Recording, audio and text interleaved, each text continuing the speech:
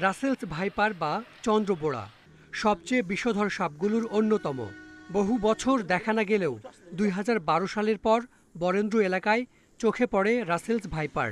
গত বছর ছড়িয়ে পড়ে অনেক এলাকায়। এখন জন্ম সনদ দিয়ে খোলো বিকাশ স্টুডেন্ট অ্যাকাউন্ট। নিজের বিকাশ নিজে কর।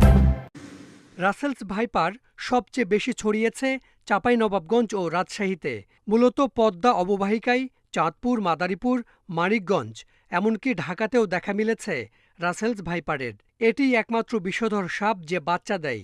প্রতিবারে জন্ম নেয় ৪০ থেকে ৫০টি বাচ্চা। জলবায়ু পরিবর্তনের কারণে যে পরিমাণ অতিরিক্ত আর্দ্রতা, অতিরিক্ত গরম এবং ওই স্থানগুলোতে যেসব জায়গায় নদীর প্রবাহ বেশি হচ্ছে এবং সেখানে অনেক বেশি পরিমাণ লবণাক্ততার পরিমাণটা বেড়ে যাচ্ছে, এইসব জায়গাগুলো রাসেলস ভাইপারের জন্য খুবই একটা ভালো এনভায়রনমেন্ট। শুধুমাত্র তাদের বেঁচে থাকার জন্য না, তাদের পরবর্তী জেনারেশন জেনারেট করার জন্য।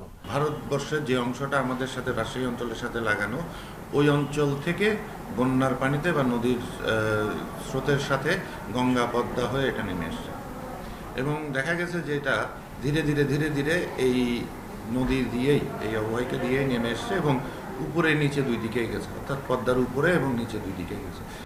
এরই মধ্যে ৫০টি রাসেলস ভাইপার সংগ্রহ করেছে স্বাস্থ্য অধিদপ্তর। চলছে অ্যান্টিভেনম তৈরির গবেষণা। বর্তমানে এই সাপে কাটলে দেয়া হয় ভারতের তৈরি অ্যান্টিভেনম। নিজস্ব অ্যান্টিভেনম নিজস্ব সাপের বিরুদ্ধে যখন তৈরি হবে, তখনই আমরা আসলে বলতে পারবো যে আমরা সঠিক চিকিৎসাটা আমাদের রোগীগুলোর জন্য দিতে পারছি।